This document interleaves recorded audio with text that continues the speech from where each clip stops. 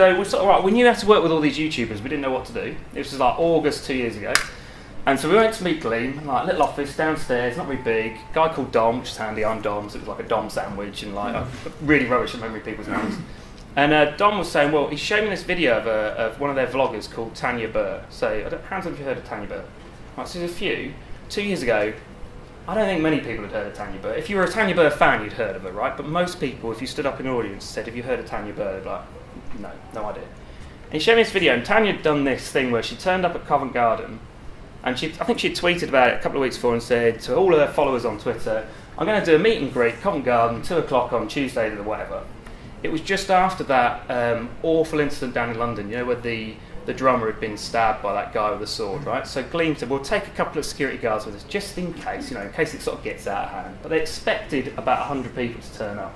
The video that Dom showed me on his phone, and he hadn't posted it online, there were about 2,000 kids descended on Covent Garden, had to close the Apple store, and Tanya had to be taken out through a restaurant and up a fire exit for her own safety. It just was like, oh my God.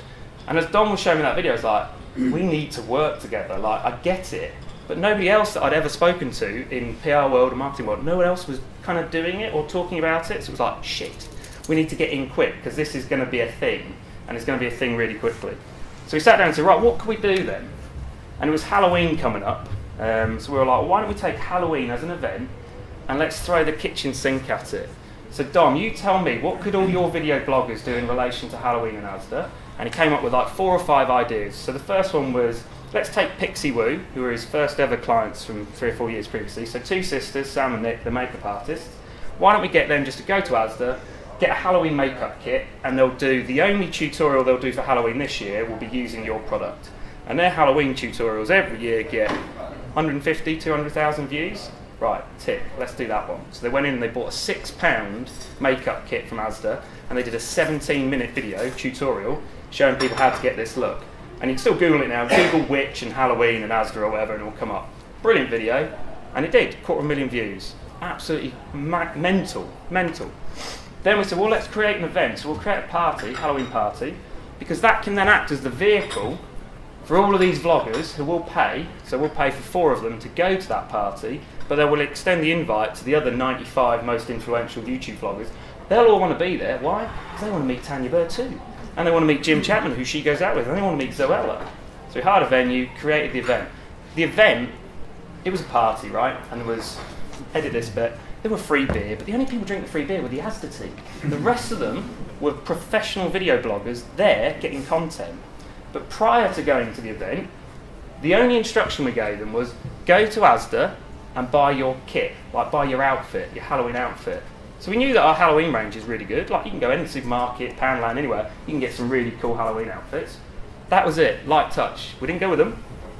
We didn't take them to Wembley Store or to Clapham. They went, they videoed, they walked down the aisle, they picked up stuff they liked, and then they all got dressed up, and then they went to the event. Then they filmed themselves at the event, then they left at a reasonable hour, like 11, as the team, to the bar, and then they went home, and then they edited that content, and then they posted it in the morning. And the hashtag that we used, because bearing in mind we were paying for them to do video content on their channels about our product, and that was the brief. I think the videos got, I don't know, something like 2 million views over that period of Halloween. We deliberately did it like 10 days before Halloween, so thankfully we remembered to do it a little bit earlier than the event itself, so people had time to watch the video and then go and get the look. But they were posting themselves on Instagram. So there was like a little photo booth at the party where you'd kind of like sit in the photo booth with your friends, you've probably been to weddings like that, you all sit there and do 4 quick poses, and then it had a little hashtag on it, and I think we called it Big Shop of Horrors or something. That hashtag was had 25 million impressions on Twitter in like 3 days, which kind of means nothing other than it's a big number, but a previous event that we'd done or a previous activity we'd done on a hashtag that had been going for 3 months had 8 million impressions. So in 3 days we did 4 times as much or 3 times as much.